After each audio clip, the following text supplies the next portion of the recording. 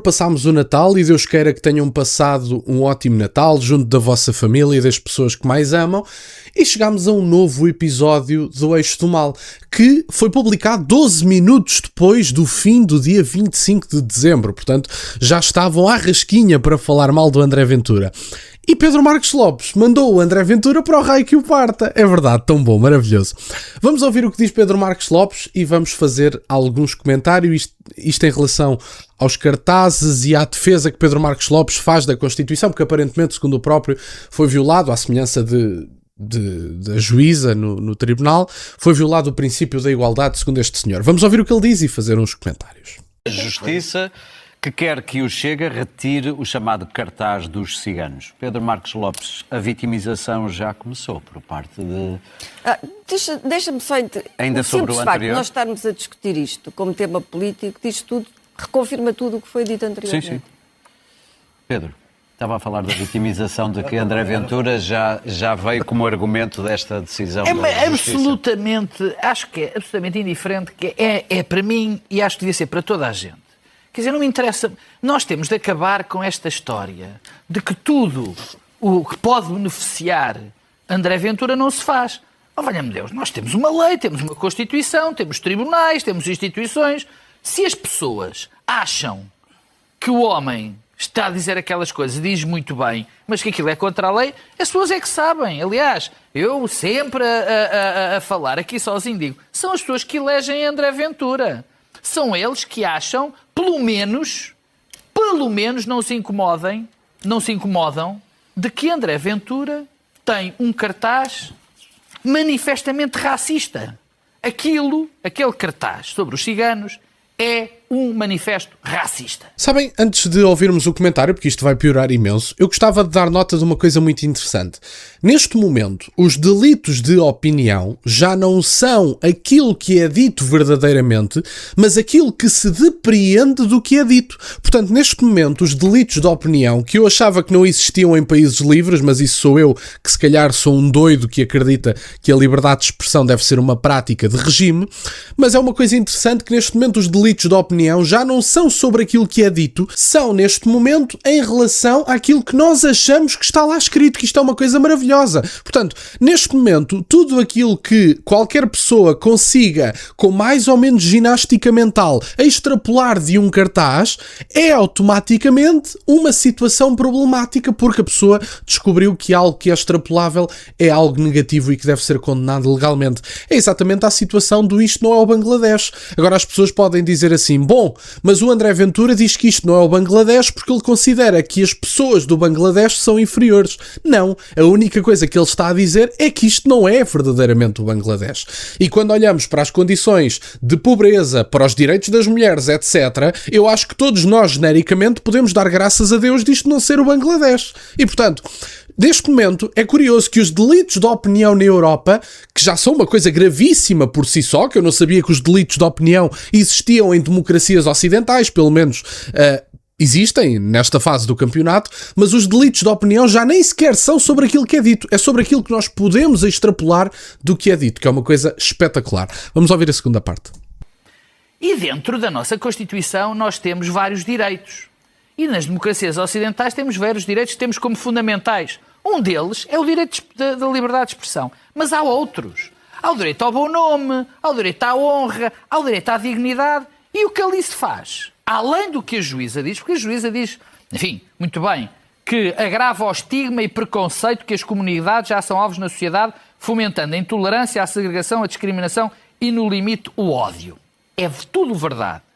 E sendo isto contra a lei, o senhor tem que tirar aquilo, porque a liberdade de expressão, de ser racista, de apelar aos piores sentimentos, não é liberdade de expressão, é outra coisa. Limite, não é? E há aqui outro problema grave. Não sei se eu não li a sentença toda, peço desculpa, só li partes. O século XX, para não ir muito longe, ensinou-nos uma coisa absolutamente terrível, que é a questão da culpa coletiva. A culpa coletiva, o atribuir uma culpa a toda a gente que é judia, ou que é cigana, ou que é homossexual, isto é um caminho sem retorno. A culpa coletiva é a negação de tudo aquilo que nós acreditamos. É que nós podemos ser julgados pelos nossos atos, pelas nossas condutas pessoais. O que André Ventura e o Chega fazem é atribuir uma culpa coletiva, dizer-te, não interessa que cigano é que és. Se és cigano, tens culpa. Portanto, se ele se vitimiza, ou se deixa que se vitimizar, vá para o raio que o parta, porque aqui o que está em causa é a lei e a Constituição. Que classe! Pedro Marcos Lopes a dar mais uma aula de classe. Está tão frequentemente a queixar-se da forma do Chega e de repente larga vá para o raio que o parta. Que maravilha, que coisa maravilhosa. Vamos por partes. O André Ventura não se está a vitimizar, está a utilizar um ato tirânico de um tribunal para fazer campanha, que era o objetivo do cartaz.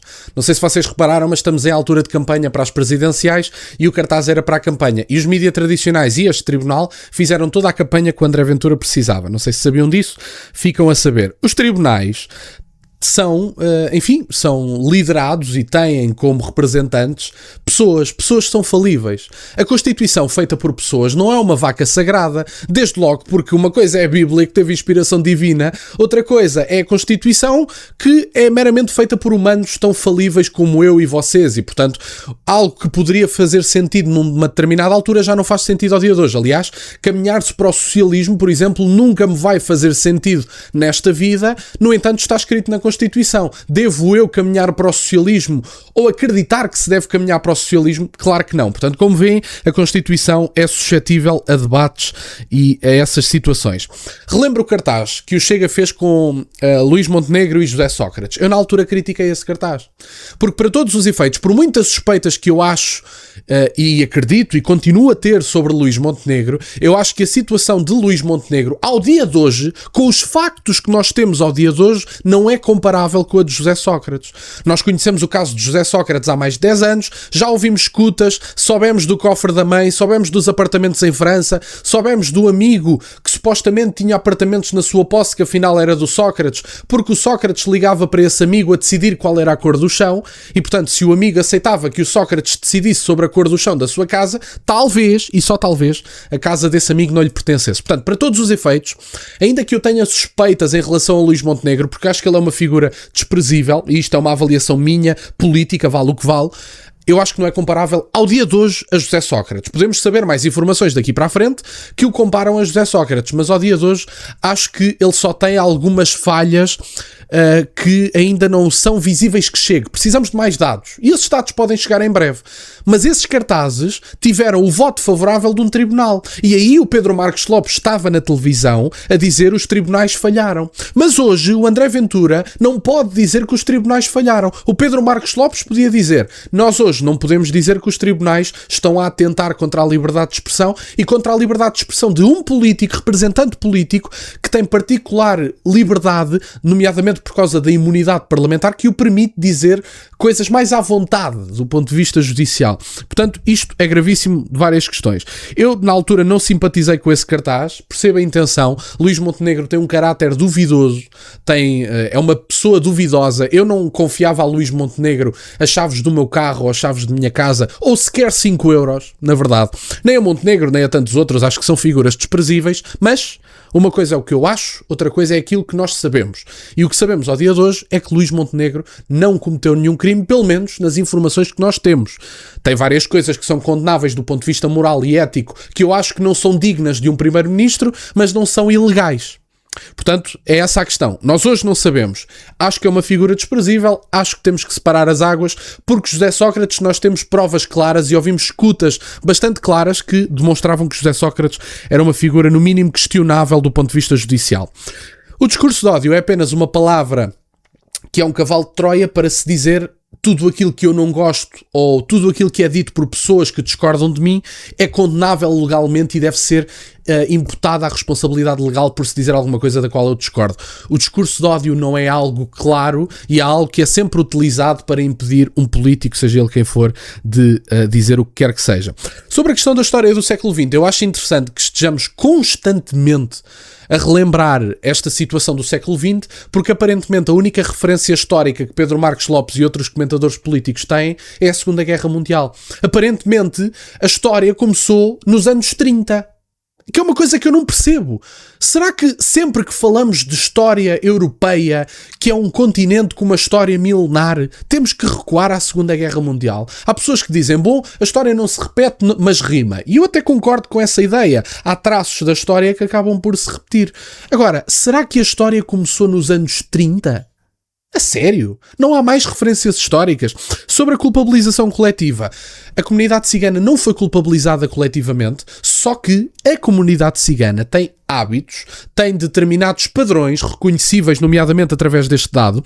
Em 2019 tivemos a informação transmitida pelo Polígrafo que 0,5% da população residente, em 2019, isto foi há 6 anos, quase 7, 0,5% da população residente recebia quase 4% dos RSIs. Quem percebe o conceito de proporcionalidade sabe exatamente o que eu estou a dizer, o que significa que 99,5% da população residente recebia 96% dos RSIs. Proporcionalmente, temos uma esmagadora a nível proporcional, presença da comunidade cigana no recebimento dos RSIs, que é uma clara demonstração de não integração. Quem está integrado, quem trabalha por conta própria, não precisa de RSIs. Tão simples como isso.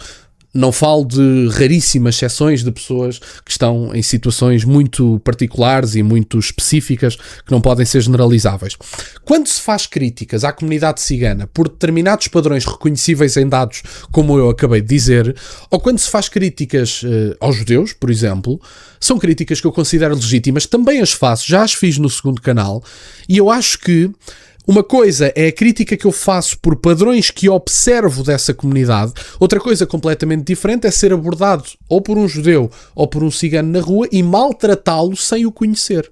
Isso é outra história. Se uma pessoa da comunidade cigana ou um judeu me abordarem na rua, eu não vou maltratar essa pessoa à partida. Quer dizer, a não ser que me maltratem a mim. Mas à partida vou ser educado, como sou com toda a gente. Portanto, não vai haver essa discriminação, como é dito. Mas eu tenho críticas a fazer à comunidade judaica e à comunidade cigana, evidentemente. Claro que tenho. E, portanto, criticar essas pessoas por alguns padrões que são reconhecíveis, da mesma forma que os portugueses lá fora, alguns, evidentemente, têm comunidades juntas e fortes, são pessoas muito trabalhadoras, mas às vezes há queixas de que os portugueses ficam até muito tarde na rua, fazendo algum barulho. Isso é condenável, evidentemente. E, portanto, era isto no fundo que eu tinha para partilhar. Fico-vos muito grato que estejam desse lado. Peço-vos só que deixem o gosto neste vídeo e que subscrevam o canal. Tem as minhas redes sociais, o MBA na descrição, para o caso de quererem fazer alguma doação. E nunca se esqueçam, meus caros, questionem tudo. Até à próxima.